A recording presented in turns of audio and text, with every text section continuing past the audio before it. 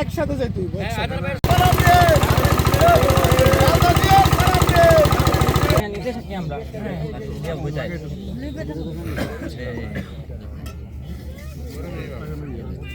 রহমান এই ইয়ার কিনা কয় শহীদ রাষ্ট্রপতি জিয়া রহমানের সুযোগ্য সন্তান, সেই জন্য আগামীতে এই বাংলাদেশের চেহারা চেঞ্জ করতে পারে। বাংলাদেশের কৃষক, শ্রমিক এবং যারা যুবক বেকার কাজ পায় না তাদেরকে চাকরি দিবে।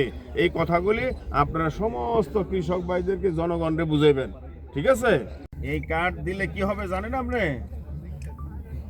আপনি অল্প দামে জিনিসপত্র পাইবেন। আপনার বাসায় তেল লাগে না, লবণ লাগে না, আলু লাগে, হ্যাঁ চাউল লাগে, এগুলি দিলেই কম দামে পাইবেন, মান্থলি টাকা পাইবেন। তারপরে চিকিৎসা করার জন্য এই কার্ডটা লাগবে।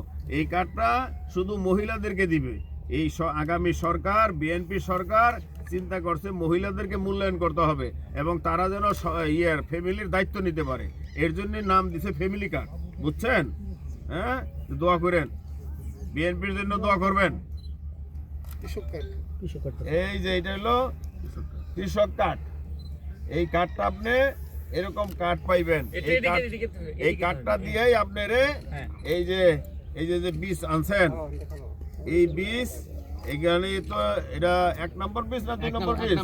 1 নম্বর বীজ। এইরকম ভালো বীজ দিবে যেই বীজে ফসল হয় এবং আপনি যে সার কিনেন বেশি দামে, হ্যাঁ ভালো সার দিবে কম দামে। এমনকি যে জৈব সার বলেন, তারপরে মেডিসিন দিবে, যেন মেডিসিন দিলে নষ্ট না হয়, এগুলোও দিবে সরকার থেকে অল্প দামে।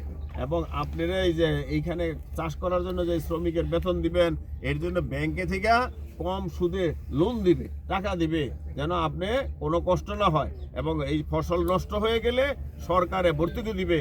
এমনকি দাম কমে গেলে সরকার কিনা নিবে, তাহলে কৃষকের কোনো ক্ষতি হবে না। আপনারা খুশি সবাই? ইনশাল্লাহ ইনশাল্লাহ। আপনাদের পছন্দ হয়েছে এখানে? ভাই এই পিছনে দাঁড়ানো লোক কয়জন একটু সরে যাওয়া যায় না? একটু সরে যান না। দিলাম